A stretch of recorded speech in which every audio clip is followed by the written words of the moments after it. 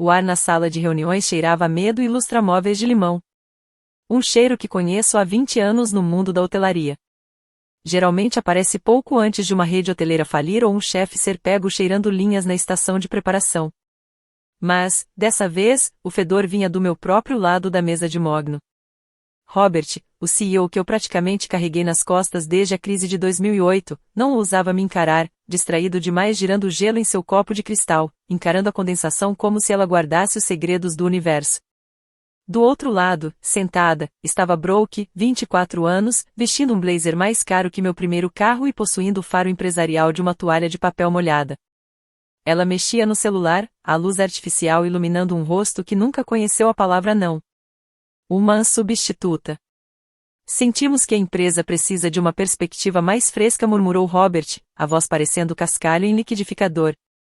Brooke tem algumas ideias inovadoras sobre sinergia e o cenário digital first da hotelaria. Sinergia? Perguntei, com a voz mortalmente calma. Não gritei. No meu ramo, se você precisa gritar, já perdeu o controle da sala.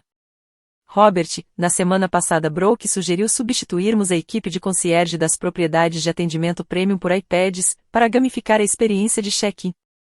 Trabalhamos com resorts de luxo e hotéis boutique. Nossos clientes não querem gamificação. Querem um ser humano que saiba dobrar um lenço de bolso e tirar uma mancha de seda às 3 da manhã. Brooke finalmente ergueu o olhar. Os olhos dela eram tubarões mortos nadando em um mar de direito adquirido. Viu, papai? Disse ela. Isso é o que quero dizer. Uma substituta é tão analógica. Estamos migrando para um modelo de disrupção. Quase ri.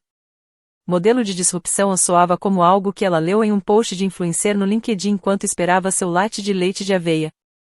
Antes de continuar detalhando como fui despedaçada como um peixe em traje, faça-me um favor rápido, se você adora assistir ao karma corporativo se desenrolando, siga e curta, porque, acredite, o nível de mesquinharia nesta história vai subir e isso ajuda a equipe a continuar trazendo essas histórias.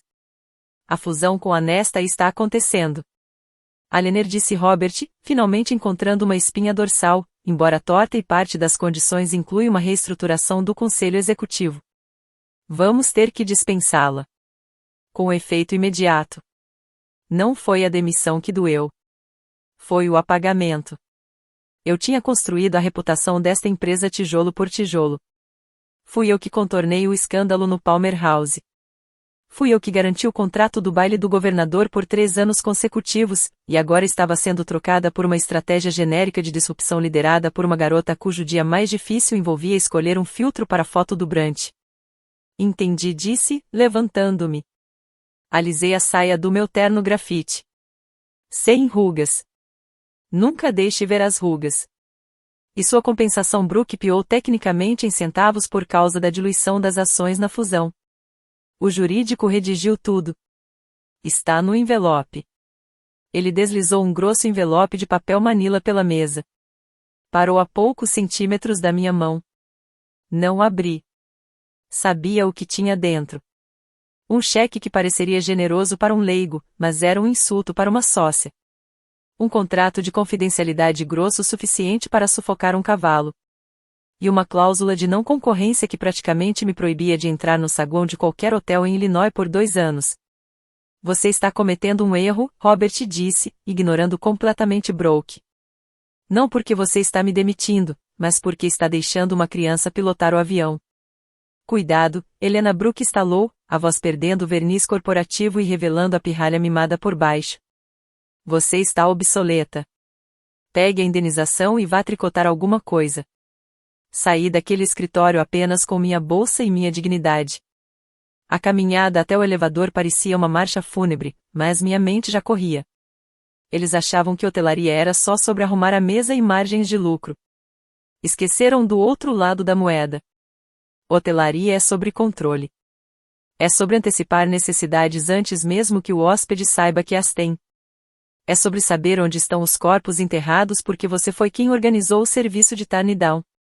Não fui para casa chorar. Não abri uma garrafa de vinho nem risquei o carro do Robert. Fui para meu apartamento, sentei-me à mesa de jantar de vidro e abri meu laptop. Não ia competir com eles. A cláusula de não concorrência dizia que eu não podia trabalhar para um concorrente. Não dizia que eu não podia me tornar a proprietária. A raiva estava lá, certamente. Um nó frio e duro no peito, apertando cada vez que eu lembrava do gesto desprezível de Brooke. Vai tricotar alguma coisa. Ah, eu ia tricotar algo. Certo. Eu ia tricotar um laço com as próprias obrigações contratuais deles. Passei a primeira noite apenas olhando o Skyline de Chicago.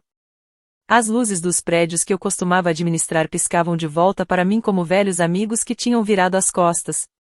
Meu telefone vibrava com mensagens de colegas que tinham ouvido a notícia. Sinto muito, Alaner.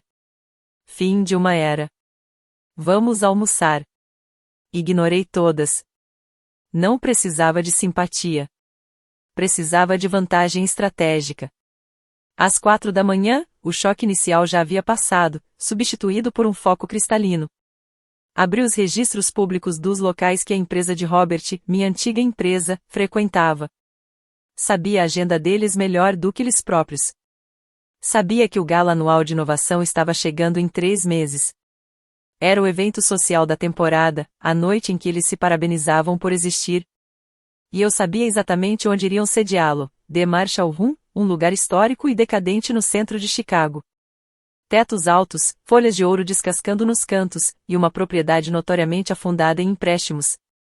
Era o tipo de lugar que parecia majestoso à luz baixa, mas cheirava a mofo se você chegasse perto das cortinas de veludo.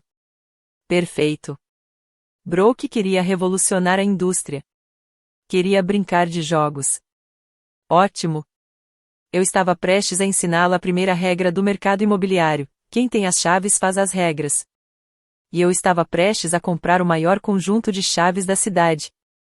A Unsoft Blacklists é o jeito educado do meio-oeste de destruir uma carreira. Ninguém te diz explicitamente que você não é contratável. Não há memorando circulando com sua foto e um X vermelho sobre ela. É muito mais sutil. São chamadas que vão para a caixa postal e nunca são retornadas. São almoços que são constantemente reagendados. São headhunters que, de repente, não têm nada para sua área específica no momento. Brooke e Robert fizeram um trabalho cuidadoso. Me pintaram como difícil, resistente a mudanças e exausta. No mundo fechado da hotelaria de luxo em Chicago, percepção é moeda, e a minha estava valendo como bolívar venezuelano.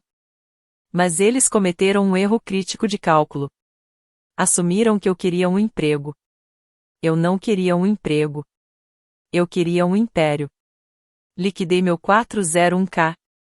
Refinancei meu apartamento. Chamei favores de sócios silenciosos, velhos endinheirados que odiavam a nova onda tecnológica tanto quanto eu, mas eram educados demais para dizer isso publicamente. Formei uma holding, Ursa Major LLC, nomeada em homenagem à constelação da Ursa. Porque eu estava prestes a hibernar e depois acordar faminta. Meus dias se tornaram um borrão de planilhas e visitas a locais. Não procurava hotéis glamourosos. Procurava ativos em dificuldade. Procurava as veias e artérias da cena de eventos da cidade, cozinhas de catering, depósitos de roupa de cama, locais históricos que estavam a um mês ruim de falência. The Marshall Room era a joia da coroa da minha estratégia de vingança. Visitei o lugar numa terça-feira chuvosa, me passando por planejadora de eventos freelance em busca de local para casamento. O lugar era uma tragédia de má gestão. As molduras originais de 1920 estavam cobertas de poeira. Os tapetes do saguão, gastos até os fios. O gerente, um homem suado chamado Sr. Henderson, parecia não dormir desde a administração Obama. Temos ótima disponibilidade, gaguejou Henderson, esfregando as mãos. Termos muito flexíveis. Imagino que sim, disse, passando o dedo enluvado pelo parapeito da janela. Ficou cinza. Mas não estou interessada em alugar, Sr. Henderson. Ele piscou, confuso. Eu não entendo. Representa um grupo de investimento privado interessado em adquirir a propriedade Lock, Stock and Barrel, incluindo a dívida. A cor desapareceu do rosto dele, depois voltou com força. Parecia um homem que acabará de receber um salva-vidas no meio do Atlântico. Negociar a venda era como jogar pôquer com um bebê que mostra suas cartas. Eles estavam desesperados. O banco respirava no pescoço deles, ameaçando transformar o salão histórico em um centro de distribuição da Amazon. Entrei com uma oferta baixa que ainda assim era maior que a falência. Mantive meu nome fora de tudo. Minha advogada, uma tubarão chamada Sarah, que me devia por eu ter salvado sua recepção de casamento de um desastre causado por um furacão há 5 anos, cuidou da papelada. Para os vendedores, o comprador era apenas uma LLC sem rosto. Enquanto os advogados discutiam, eu acompanhava minha antiga empresa. Brooke estava em toda parte no Instagram, postando stories do escritório que eu costumava ocupar. Ela havia substituído minha mesa de mogno por uma de vidro, de pé. Instalou um cantinho de bem-estar com puffs beanbag, mais importante, enviou os Unsave the Dates para o gala anual, que seria na Marshall Room. Imprimi o convite e colei na geladeira. Era a minha estrela guia. A aquisição foi concluída silenciosamente em uma sexta-feira à tarde. Sem champanhe, sem fita sendo cortada, apenas uma transferência bancária e uma assinatura. Agora eu era a dona do local onde Brooke planejava lançar sua nova identidade de marca. Fui ao local naquela noite, sozinha. Eu tinha as chaves. Entrei no salão vazio, meus passos ecoando no piso de parquet.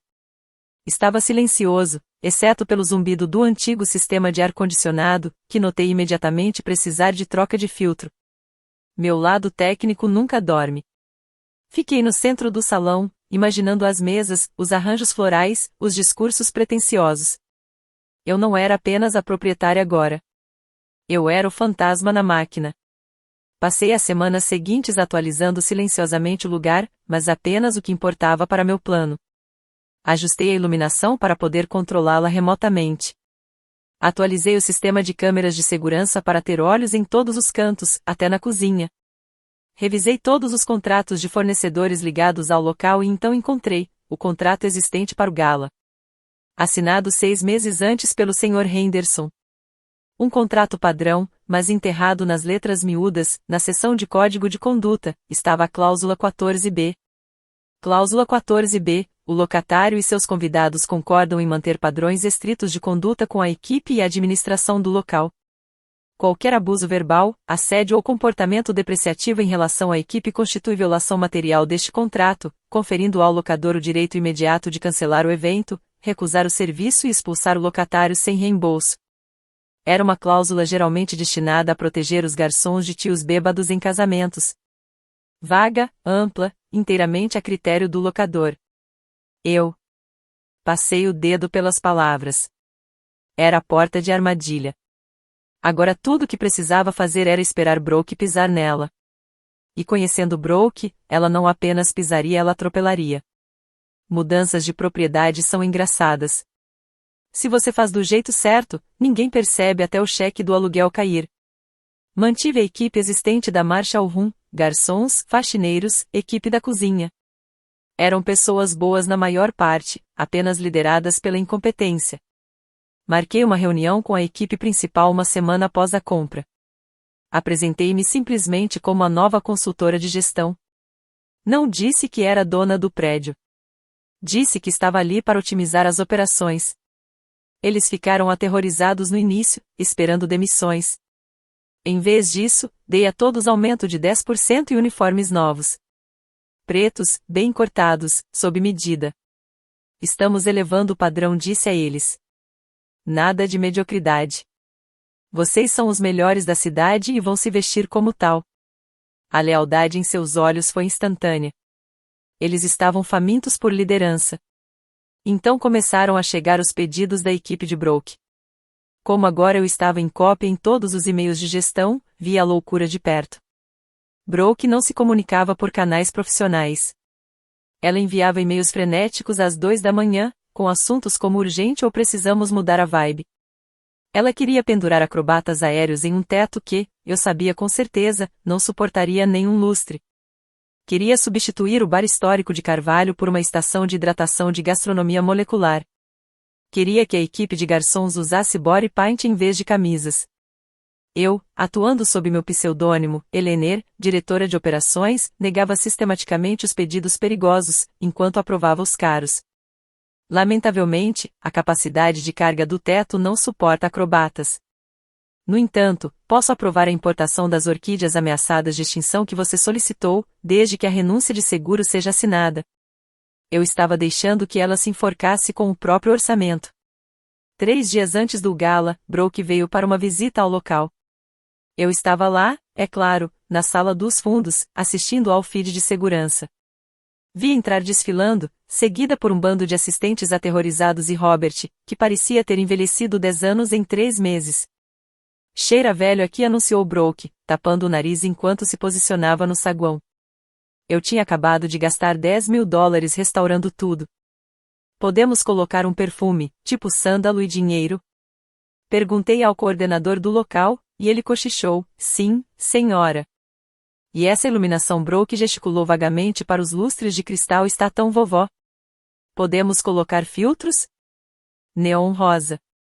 Quero uma estética cyberpunk em Gatsby. Observei no monitor, tomando meu chamorno.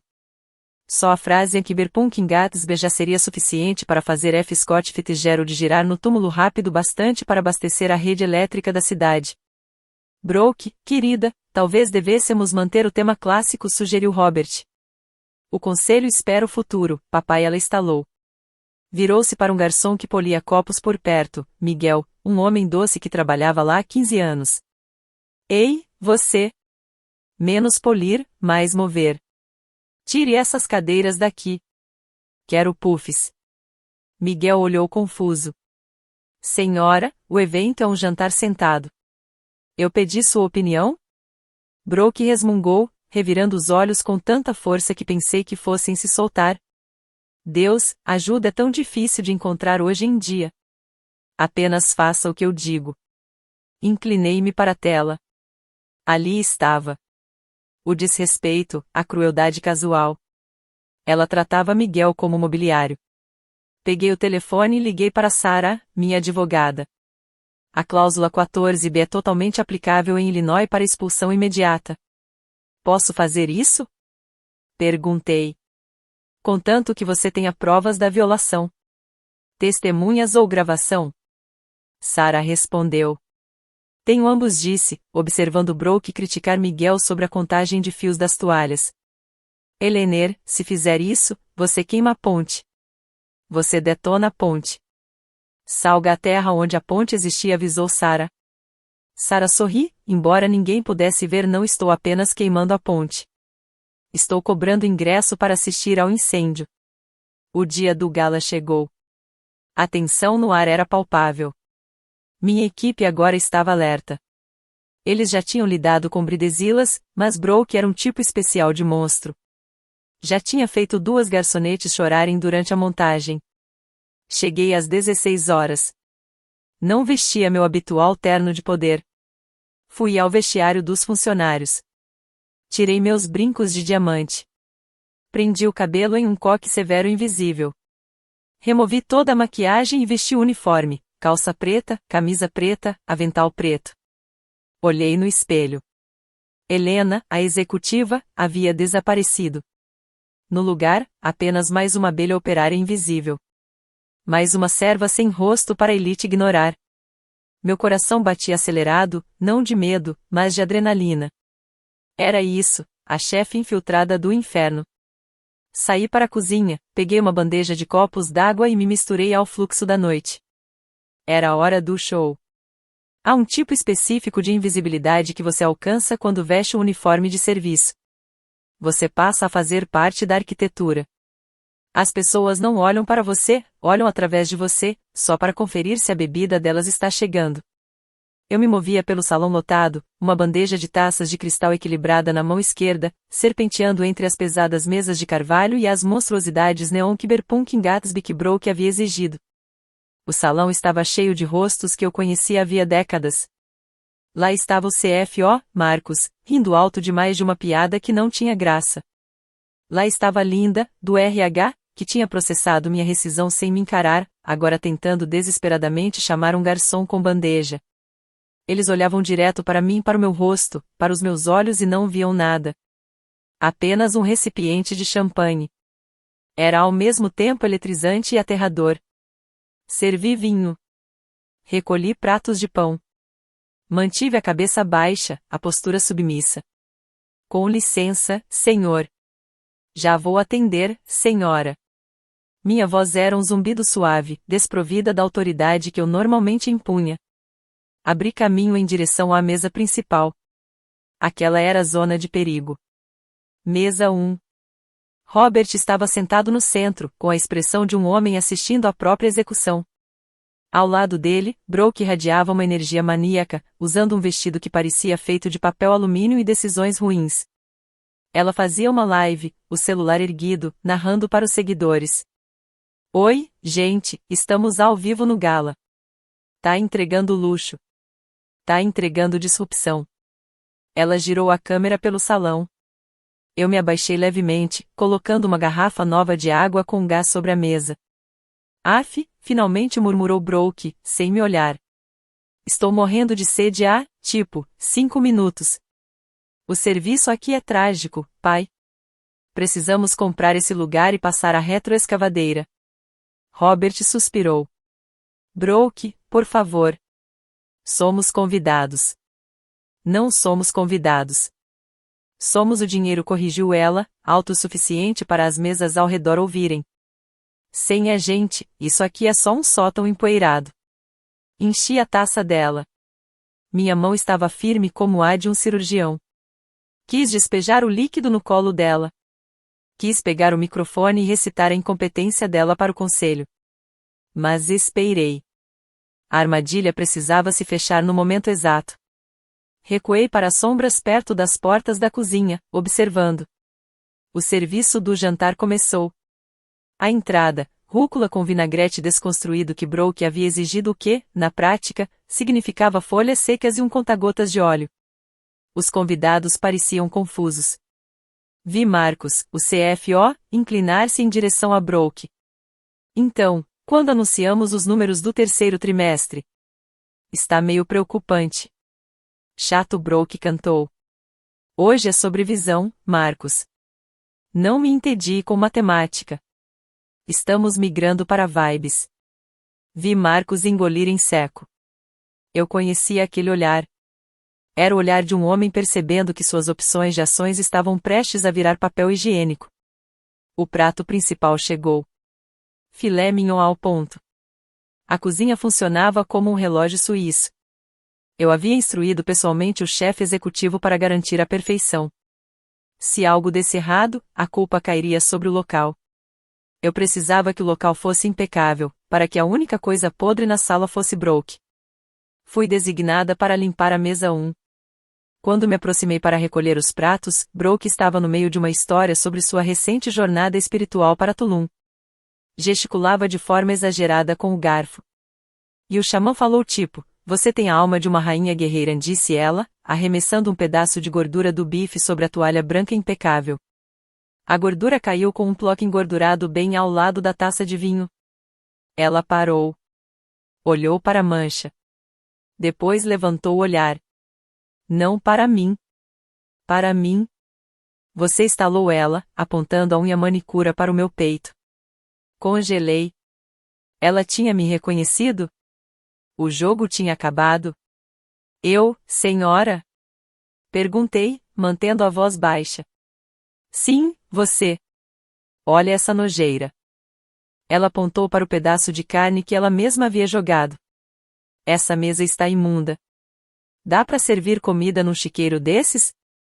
Peço desculpas, senhora. Vou limpar imediatamente. Estendi a mão para pegar o prato dela. Não é só limpar o prato, limpa a bagunça. Ela gritou. O salão inteiro ficou em silêncio. A banda parou de tocar. Deus, você é burra? Precisa de um diagrama? Senti os olhos de 300 membros da elite de Chicago sobre minhas costas. Meus antigos colegas, meus rivais do setor. Brooke, calma, sussurrou Robert. Não, pai. É disso que estou falando. Padrões. Ela pegou a taça de vinho, um pesado Cabernet Tinto, e deliberadamente a virou. O líquido escuro se espalhou pela toalha, pingando no chão, respingando no meu avental preto. Agora você tem algo para limpar, garotinha do serviço, zombou ela. O silêncio na sala era absoluto. Um vácuo. Um suspiro coletivo preso em 300 gargantas. Olhei para o vinho escorrendo pelo meu avental. Olhei para o rosto triunfante e convencido de Brooke. Olhei para Robert, mas ele enterrava o rosto nas mãos. Era a hora. Não corri atrás de uma toalha. Não pedi desculpas.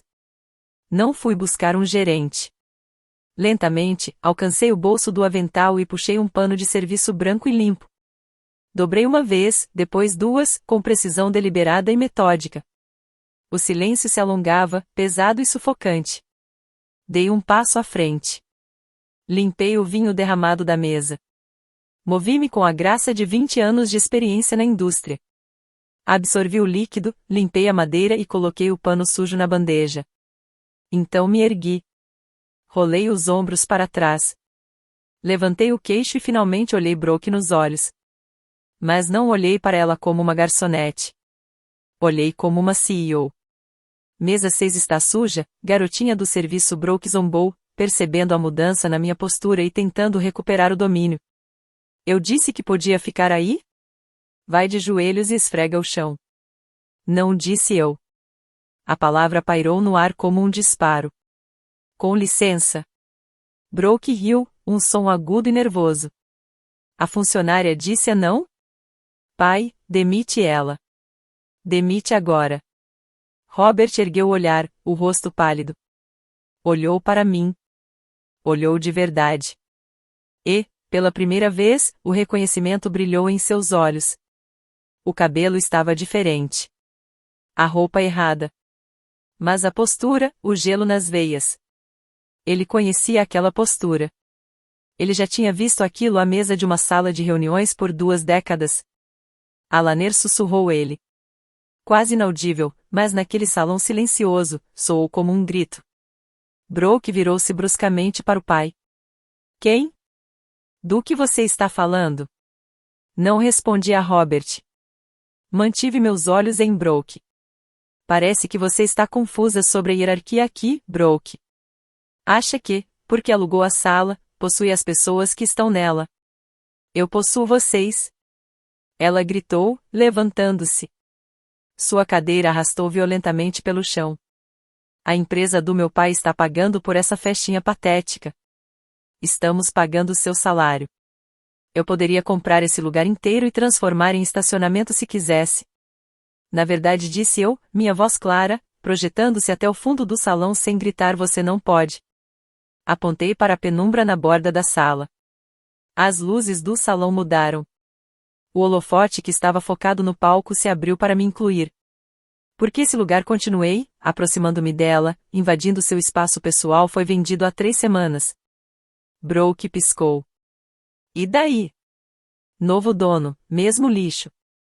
Dono, disse eu, deixando um pequeno, afiado sorriso surgir nos lábios. É extremamente exigente com a conduta de seus convidados, especialmente em relação à cláusula 14b do contrato de aluguel. Alcancei o fundo do avental, não por uma chave de vinho, mas por um envelope preto. O mesmo tipo de envelope que eu costumava usar para convites VIP. O que é isso? Brooke bufou, embora a mão tremesse ligeiramente ao pegá-lo. Isso, disse eu, é seu aviso de despejo. Um murmúrio começou. Um baixo rugido de confusão e choque pelos convidados. Você é louca? Brooke cuspiu. É só uma garçonete surtando. Segurança, tirem essa psicopata daqui. Ela olhou ao redor, procurando seguranças. 2 homens grandes, de ternos pretos, saíram das sombras perto da cozinha. Caminharam com propósito em direção à mesa 1. Brooke sorriu com escárnio. Finalmente, arrastem-na para fora. Os seguranças passaram por mim. Eles pararam de cada lado de Brooke. Desculpe, senhorita Vance, disse o chefe dos seguranças, ignorando completamente Brooke. Esta é a pessoa que está causando a confusão? O queixo de Brooke caiu. Senhorita Vance? Quem é a senhorita Vance? Ela perguntou. Sou a filha do CEO. Virei-me para o segurança. Sim, James. Esta é a pessoa, e seu convidado. Apontei para Robert. Eles estão violando o contrato, abuso de funcionários, conduta desordeira, destruição de propriedade. Voltei-me para Brooke. A percepção começava a clarear para ela. As peças do quebra-cabeça se encaixavam, a recusa de seus pedidos absurdos, a rigorosa adesão às políticas, a voz que soava assustadoramente familiar. Comprei este local ontem, menti. Na verdade, fazia semanas, mas o efeito dramático era melhor e reservo-me o direito de recusar serviço a qualquer pessoa, especialmente garotinhas que não sabem segurar a bebida. Eleanor Robert gaguejou, levantando-se. Eleanor, por favor, vamos conversar. Acabou a conversa, Robert, disse eu, minha voz caindo em um tom gelado. Você queria disrupção. Queria abalar a indústria. Parabéns. Considere isso sua disrupção. Brooke abriu um envelope preto. Seus dedos tremeram enquanto lidavam com o selo de cera. Meu selo pessoal, um urso, Ursa Major. Ela puxou a folha única de papel cartão creme pesado. Isso é uma fatura? Gaguejou ela, cobrando o valor total do aluguel mais danos e multa por quebra de contrato. Ela levantou o olhar, olhos arregalados e úmidos. Isso é $5.000. Leia a última linha, Brooke, disse eu. Ela olhou para baixo, os lábios se movendo enquanto lia. Rescisão imediata dos privilégios do evento. Os convidados devem desocupar o local em 15 minutos. Você não pode fazer isso. Ela gritou, rasgando o papel ao meio. Temos investidores aqui. Temos a imprensa.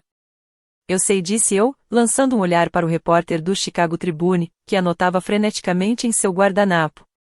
Por isso esperei até o prato principal. Queria ter certeza de que todos estavam sentados. Robert contornou a mesa, mãos estendidas em gesto suplicante. Eleanor, me escute. Isso é exagerado.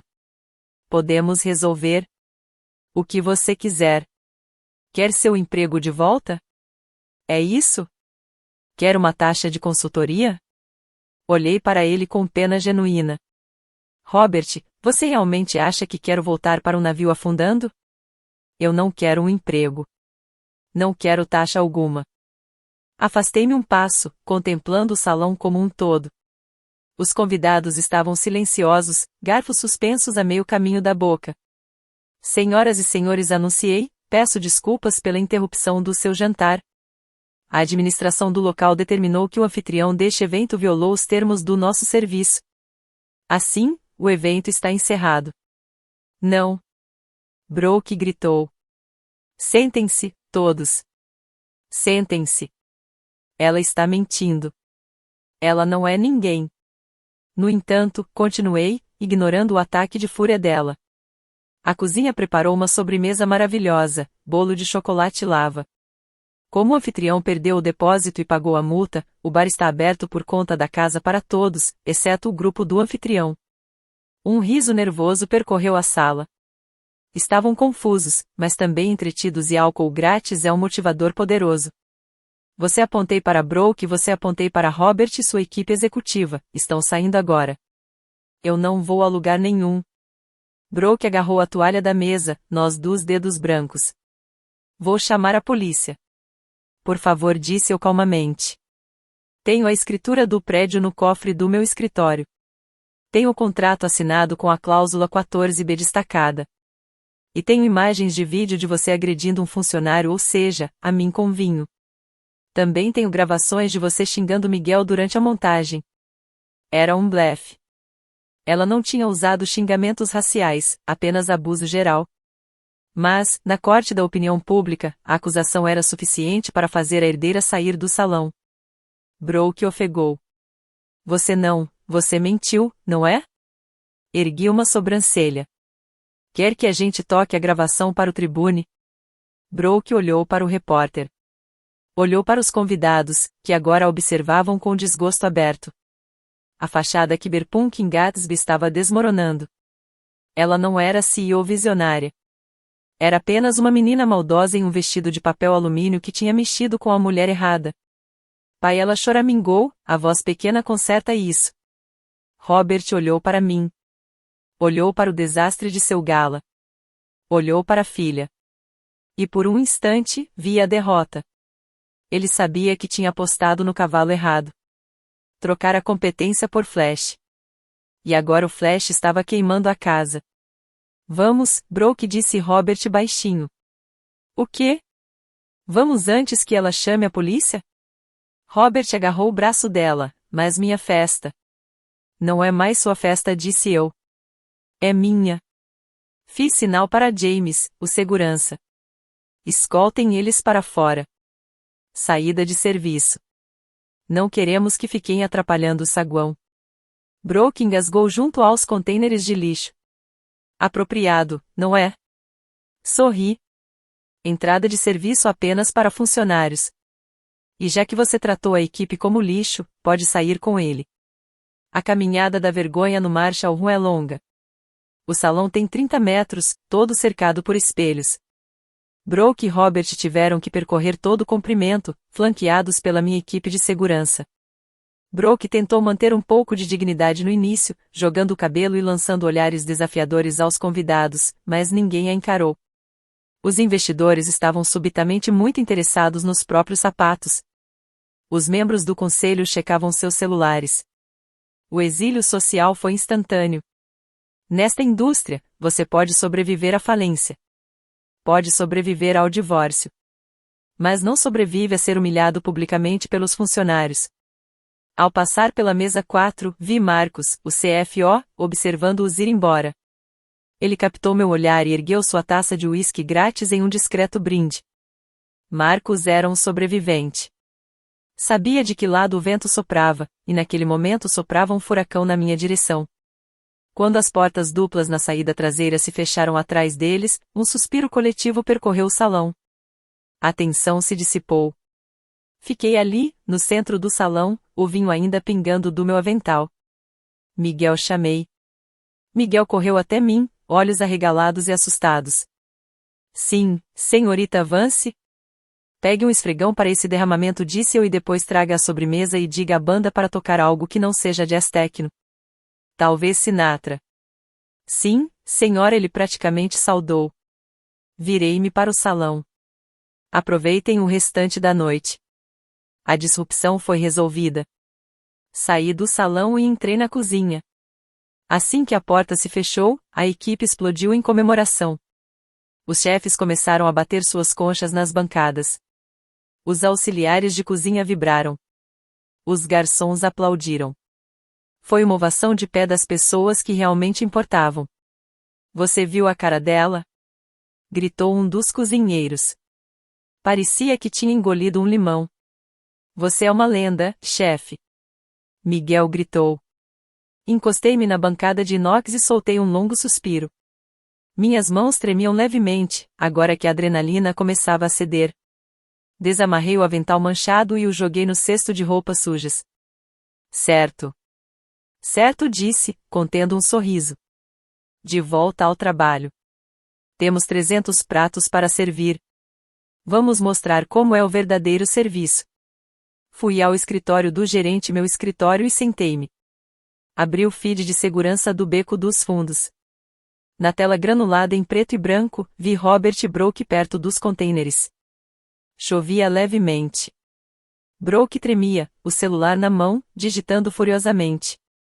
Robert encostava-se à parede de tijolos, cabeça entre as mãos. Observei-os por um minuto, apenas um minuto. Não era alegria que eu sentia. Era satisfação. Daquela que você sente quando uma coluna de números finalmente zera. Peguei o telefone e liguei para a recepção. Sim, senhorita Vance, chame um guincho, disse eu. Há uma limusine bloqueando a doca de carga. Remova-a. Mas não é o carro do Sr. Robert. Não mais respondi. É um veículo não autorizado em propriedade privada. Guinche. O Gala continuou dentro. Eu podia ouvir as suaves notas de Fly Me To The Moon atravessando as paredes. Os convidados estavam felizes. A equipe estava feliz. O parasita havia sido extirpado. Mas eu não tinha terminado. A expulsão do local foi apenas o primeiro movimento. Agora vinha o bloqueio. Uma semana depois, as consequências foram espetaculares. O Tribune estampou a manchete. Gala dá errado. Filha do CEO expulsa por proprietária misteriosa. O preço das ações da empresa de Robert caiu 14% em 2 dias. A visão estava sendo questionada. Eu estava de volta aos meus ternos sob medida, trabalhando no escritório reformado do Marshall Rum. Eu havia registrado oficialmente a Ursa Major LLC como um grupo de gestão hoteleira. Meu telefone não parava de tocar com fornecedores querendo trabalhar com a mulher que havia expulsado os influenciadores. Então chegou o e-mail. Não era de Bro que ela havia sumido das redes sociais, um milagre por si só. Era de um assistente júnior da empresa deles, direcionado ao gerente de eventos do Granville Terrace. O Granville Terrace era o único outro local em Chicago com capacidade e prestígio para sediar a próxima reunião de emergência com os acionistas.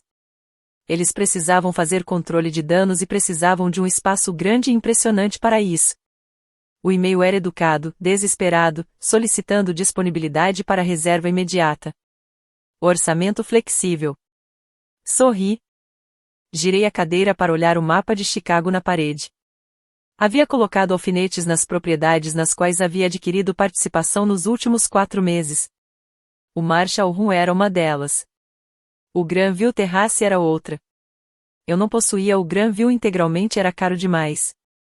Mas havia comprado uma participação controladora na empresa operacional que gerenciava as reservas. Eu era sócia silenciosa que tinha a palavra final sobre o calendário. Sarah, chamei minha assistente, não a advogada. Uma nova contratação. Inteligente. Responda esta consulta. Ela olhou para a tela. Da sua antiga empresa. Sim. Quer que eu diga que estamos lotados? Não, disse, batendo a caneta na mesa. Diga que temos disponibilidade. Sarah parecia confusa. Você quer deixá-los entrar? Diga que temos disponibilidade, repeti. Mas, devido à volatilidade do mercado e à avaliação de risco baseada em eventos públicos recentes, a taxa de locação foi ajustada. Ajustada para quanto? Triplo da tarifa padrão, disse eu. Mais um depósito de segurança não reembolsável de $100.000 e uma cláusula que exige pré-pagamento de todos os danos estimados em mais $50.000. Ah, e mais uma coisa. Sim?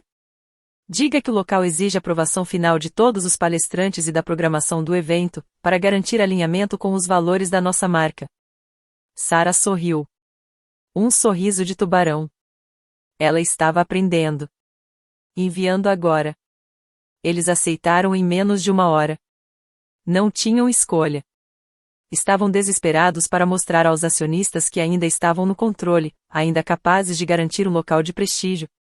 Assinei o contrato como Vance, diretora de parcerias estratégicas. Eles ainda não sabiam a extensão do meu alcance. Pensavam que o Marshall Rum fora um acidente, um desastre isolado. Não percebiam a teia que eu havia tecido. Quando o cheque compensou, uma quantia enorme e inchada que foi direto para meu fundo de aquisições, usei para comprar 5% do fornecedor de roupas de cama deles. Depois, negociei um novo contrato que aumentou em 20% os preços da lavanderia. Foi morte por 1000 cortes. Cada vez que tentavam se mover, esbarravam em mim.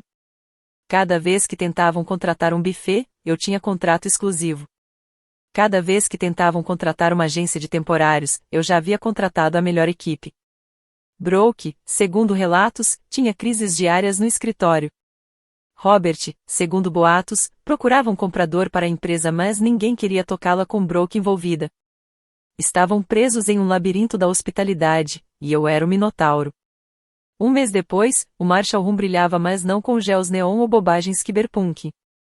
Estava iluminado por centenas de velas Beastal, lançando uma luz dourada e acolhedora sobre a madeira de carvalho restaurada.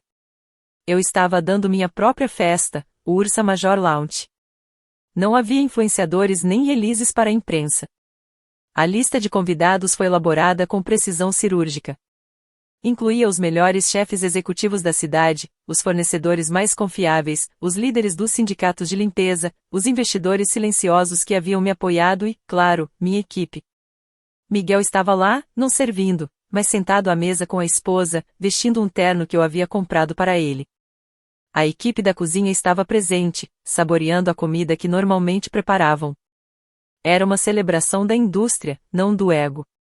Eu me posicionei no púlpito, usando um vestido de veludo azul meia-noite. Olhei para o salão. Hospitalidade, disse no microfone, não é sobre servidão. É sobre responsabilidade.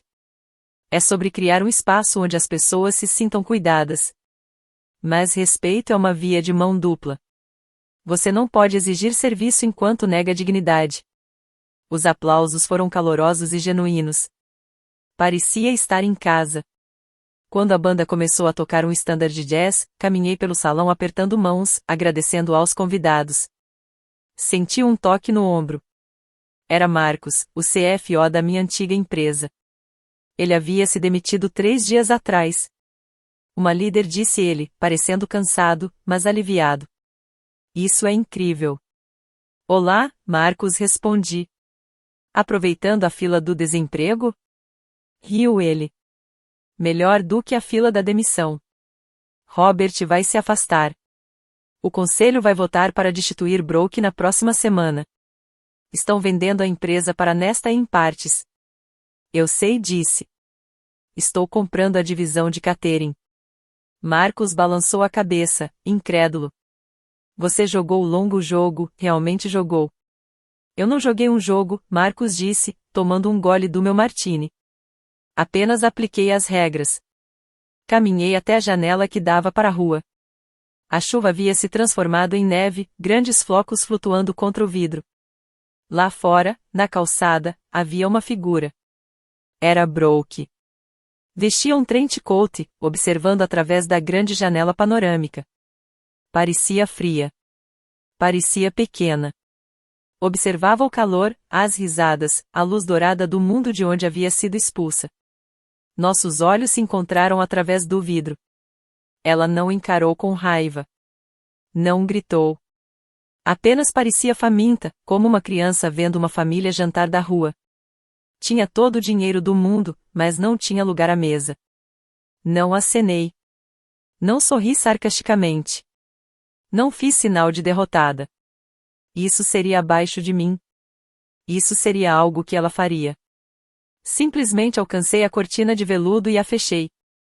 Bloco por bloco, apaguei sua visão. A última coisa que vi foi seu reflexo no vidro, fantasmagórico, antes que o tecido pesado a bloqueasse completamente. Virei-me de volta para minha festa, para meu povo. Miguel, chamei suavemente. Champanhe para a mesa 6. E garanta que os copos estejam limpos. Impecáveis, senhorita Vance, piscou ele. Bom, disse, tomando um gole da minha bebida. Temos padrões a manter. Voltei para o calor do salão, deixando o frio lá fora, onde ele pertencia. E essa é a história. Cuidem-se por aí. O mundo já é imprevisível o suficiente.